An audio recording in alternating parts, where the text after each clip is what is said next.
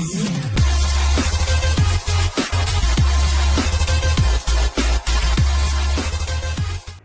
kasih sudah klik video ini, tapi jangan lupa guys klik tombol subscribe, karena klik tombol subscribe itu gratis dengan subscribe kamu support channel ini untuk upload video setiap hari.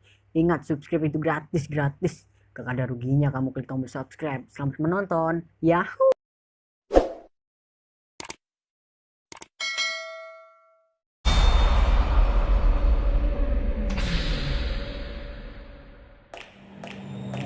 Baik, bismillahirrahmanirrahim. Assalamualaikum warahmatullahi wabarakatuh.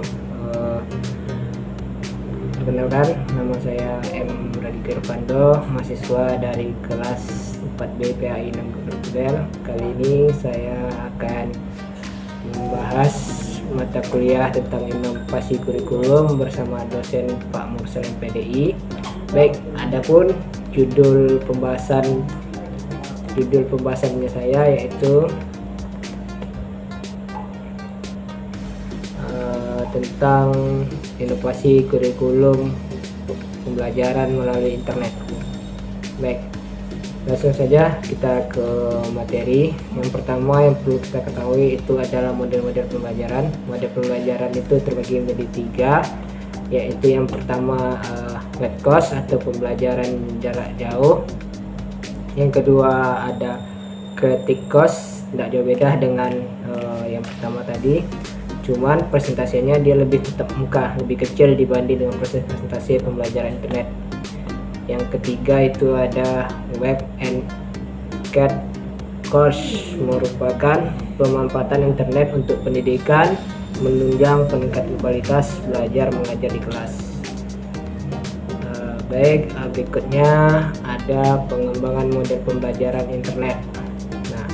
Model pengembangan pembelajaran internet ini untuk melakukan pengembangan itu diperlukan yang pertama yaitu keuntungan, yang kedua biaya pengembangan infrastruktur dan sarana prasarana pengadaan software, yang ketiga biaya operasional dan perawatan, yang keempat itu sumber daya manusia, yang kelima siswa.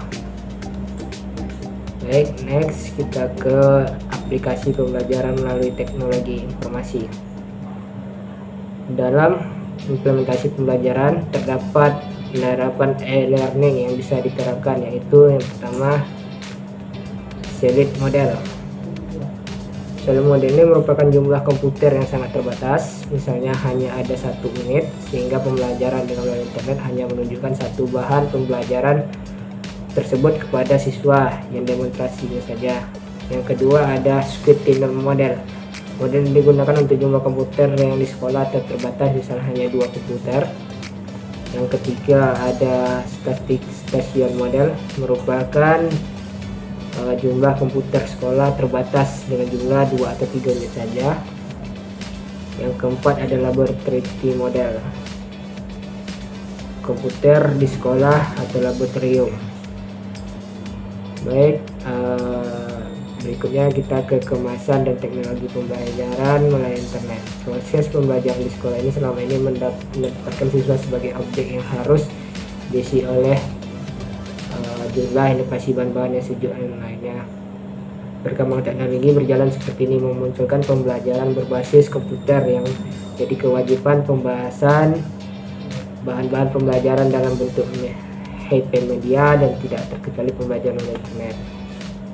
Baik, berikutnya hakikat kemasan bahan belajar melalui teknologi informasi itu menetapkan bahan sebagai unsur-unsur dinamis proses belajar di samping motivasi siswa, alat bantu belajar, suasana belajar pada kondisi bahan belajar diperhatikan oleh guru. Berikutnya kita masuk ke pembahasan prosedur pengembangan bahan ajar. Yang pertama itu ada persiapan untuk menyusun satu bahan ajar. Beberapa hal perlu disiapkan khususnya berkegiatan dengan kurikulum. Yang kedua adalah penulisan daftar bahan ajar.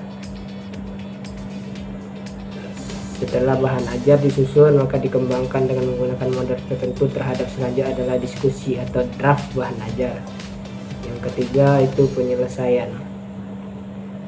Nah, tahap penyelesaian akhir ini draft bahan adalah kata-kata yang digunakan termasuk tingkat kesulitan bahasa yang dikaitkan dengan penggunaan utama internet, targetnya, kemudian kelengkapan bahan penunjang lainnya seperti gambar dan sebagainya. Next, kawasan teknologi pembelajaran. Kawasan teknologi pembelajaran itu pertama ada kawasan desain, ada kawasan pengembangan, ada pengemasan bahan belajar. Pengemasan bahan belajar merupakan bagian dari proses perencanaan desain berkaitan dengan fungsi dan penampilan produk. Next, berikutnya kawasan pemanfaatan.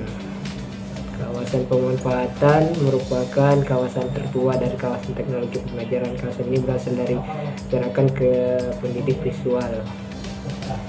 Berikutnya ada kawasan pengelolaan. Kawasan ini meliputi pengendalian teknologi pembelajaran melalui perencanaan, pengoperasian,